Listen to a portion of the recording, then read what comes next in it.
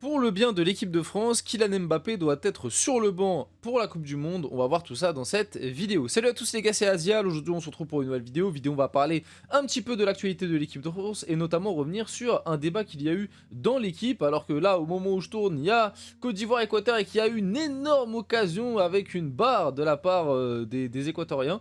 Bref, donc oui, gros débat sur l'équipe autour de Mbappé encore une fois. Et la question qui on va dire commence de plus en plus à arriver sur la table, est-ce que Kylian Mbappé doit être mis sur le banc pour le bien de l'équipe de France, pour le bien des Bleus lors de cette Coupe du Monde? En tout cas aujourd'hui, le débat il est clair et net et il est sur la table.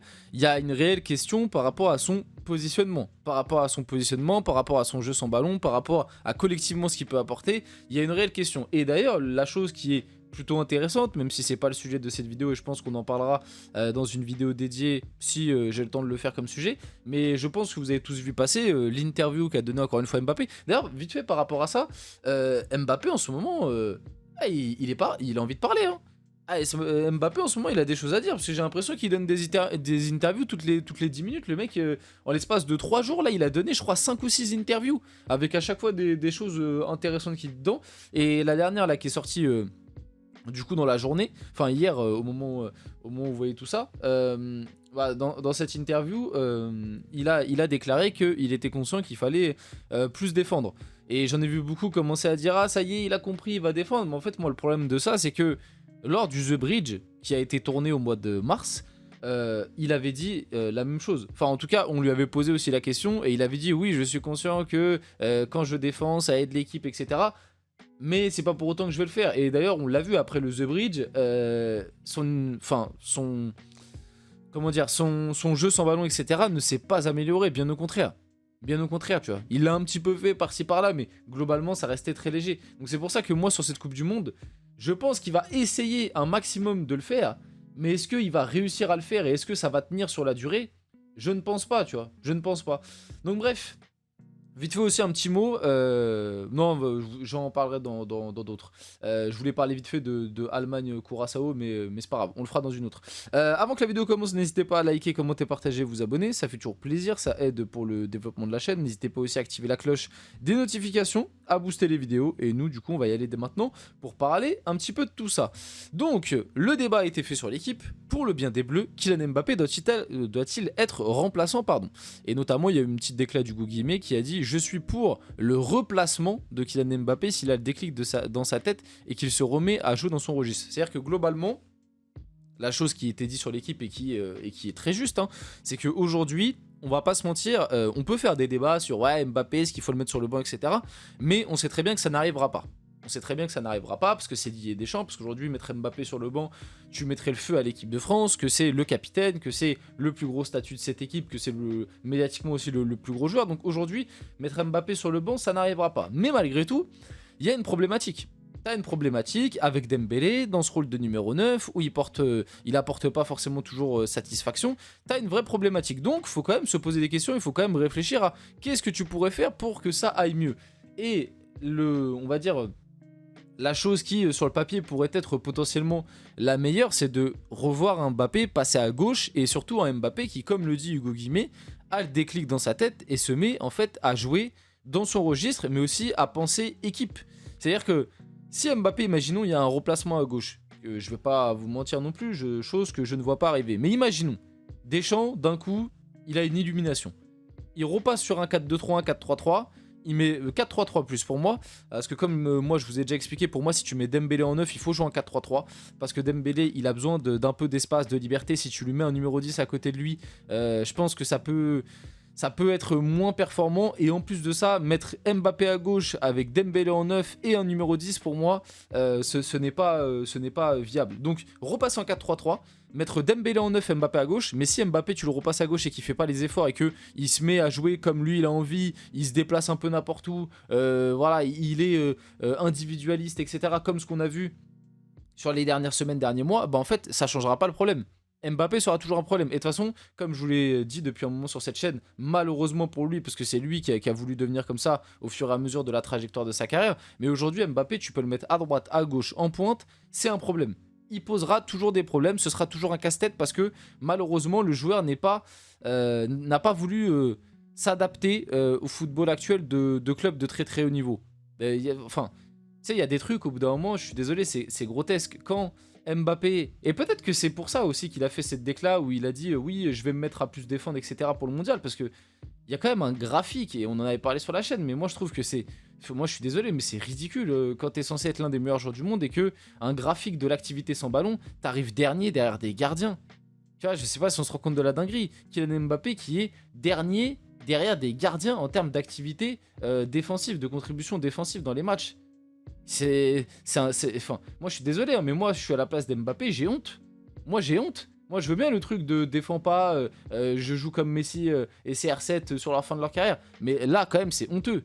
Il n'y a jamais eu des graphiques comme ça pour Messi et CR7. Vous vous rendez compte quand même que que Mbappé, pardon, actuellement, hein, il est au même niveau d'effort sans ballon que Messi, 39 ans qui joue en MLS. Et il est égalité, avec Ronaldo ça se tape genre. Qui a 41 ans et qui joue à Al Nasser. Genre, c'est des considérations qui, pour moi, sont choquantes, quoi, en termes d'activité sans ballon. Donc, bref, aujourd'hui, il y a un vrai casse-tête en équipe de France. Que faire? Franchement, très compliqué. Hein. Moi, je vous ai toujours dit, si jamais, effectivement, demain, j'ai les pleins pouvoirs en équipe de France, moi, j'aurais bien aimé tenter un 4-3-3, comme je viens de vous le dire, avec Dembélé en 9, Mbappé à gauche. Et si vraiment je vois qu'Mbappé il se fout de ma gueule, bah je sors Mbappé et je mets Désiré Doué ou Barcola. Et je fais un 4-3-3, 4-2-3-1 avec Désiré Doué, Dembélé en 9 et Olise à droite. Et là je sais que cette équipe elle va très bien fonctionner. Et je suis pas le seul à penser à un truc comme ça, parce que même Willou, tu vois, par exemple, ou plein d'autres. J'ai vu aussi Bruce Granek, j'ai vu. Bref, aujourd'hui, on est de plus en plus, et ça te montre aussi le déclassement d'Mbappé, tu vois, et même à l'international, parce que même j'ai vu du côté de l'Espagne, etc., t'en as certains qui, même du côté de l'Espagne, te disent qu'aujourd'hui, Mbappé, par rapport au niveau actuel, il a pas forcément une place d'indiscutable dans cette équipe, tu vois, quand tu vois le talent offensif autour. Et, euh, et ouais, finalement, aujourd'hui, on est plein, et ça montre le déclassement, à penser que l'équipe de France serait meilleure sans Mbappé, tu vois. C'est quand même dur de dire ça de Kylian Mbappé pour te montrer aussi la chute un petit peu du joueur, et il faut vraiment qu'il se réveille. Mais je pense qu'il en est conscient, et c'est pour ça qu'il a fait cette déclat par rapport à son activité sans ballon. Je pense qu'il en est conscient que là, cette Coupe du Monde, si jamais ça se passe mal, la tournure de carrière, là, ça va vraiment commencer à être très compliqué, tu vois. Tu quittes le PSG prend 2 LDC, t'arrives au Real Madrid, 2 saisons blanches. Depuis la Coupe du Monde 2022 en équipe de France, c'est pas fameux non plus. T'es critiqué de partout, t'es détesté. Aujourd'hui, il faut être honnête, Mbappé, mais c'est aussi lui qui l'a cherché par beaucoup de choses. Hein. Moi, je suis désolé. Hein. Il y a des choses où, oui, certes, peut-être les gens abusent, mais il y a certaines choses où il l'a cherché. Il l'a cherché à être détesté. Parce qu'en fait, quand tu fais des déclats, quand tu parles beaucoup, quand tu veux être au-dessus des autres et que tu réponds pas présent, bah, au bout d'un moment, ça te retombe dessus. Et pour moi, Mbappé, il a pris beaucoup de karma sur les dernières années. Rien qu'avec le PSG, tu vois. Ou quand il était au PSG, il a manqué plusieurs fois de respect au club. Et depuis qu'il est parti du PSG, le PSG, il se prend un karma monumental, tu vois. Donc, bref, passons un peu à la suite. Ça, tu vois, par contre, c'est ce que je vous disais hier dans une vidéo. Du coup, là, j'ai les screens et je vous le montre. Ça, c'est quelque chose que j'ai bien aimé. Alors, comme j'ai dit juste avant, Mbappé, je trouve qu'il donne quand même beaucoup d'interviews, ça fait peut-être un peu beaucoup, mais tu vois, ça, le passage là en voiture, du coup, Kylian Mbappé est un amateur de flûte depuis tout petit. S'il célèbre comme face au Sénégal, c'est incroyable, je ferai la célébration pour le premier match face au Sénégal. Donc, en gros, il a dit, bon là, tu vois, pareil, un peu présomptueux, tu vois. C'est-à-dire que tu vois, tu pars du principe que face au Sénégal, t'es 100% sûr de marquer. Alors encore une fois, oui, c'est bien, t'as des objectifs, t'es focus, tout ça, mais si jamais ça se passe mal, tu vois, pareil, ce genre de déclat, attention. Parce que là, moi, je suis sénégalais, je vois cette déclat dans ma tête, je me dis, ah mais ouais, mais en fait, lui, il nous prend pour des petits. Le match, il a même pas encore commencé, le mec, il dit, ouais, premier match, je vais faire cette célébration. Ah, parce que tu sais que tu vas marquer, genre sûr. Mais mis à part ça, j'ai bien aimé le format de l'interview, j'ai bien aimé l'interview même en elle-même. J'ai trouvé un peu plus naturel. C'était un peu mieux, tu vois, un peu mieux. Et notamment, du coup, il y a cette scène qui a fait le buzz. Il est énorme. Kylian Mbappé a testé des tenues extravagantes pour faire écho avec l'arrivée des Bleus à Clairefontaine. Le mood est bon. Et notamment cette tenue qui fait beaucoup penser au général Mobutu. Voilà, il est en mode Mobutu. Mais non, mais plus sérieusement, j'ai vraiment beaucoup aimé ce format d'interview et un Kylian Mbappé un peu plus chill, tu vois. Un peu moins sur le moi je, tu vois, un peu plus chill, un peu plus souriant, un peu plus naturel peut-être. Peut-être que lors des autres interviews, etc., peut-être que du coup c'est plus le footballeur qui parle, alors que là c'était peut-être plus l'être humain. Possible.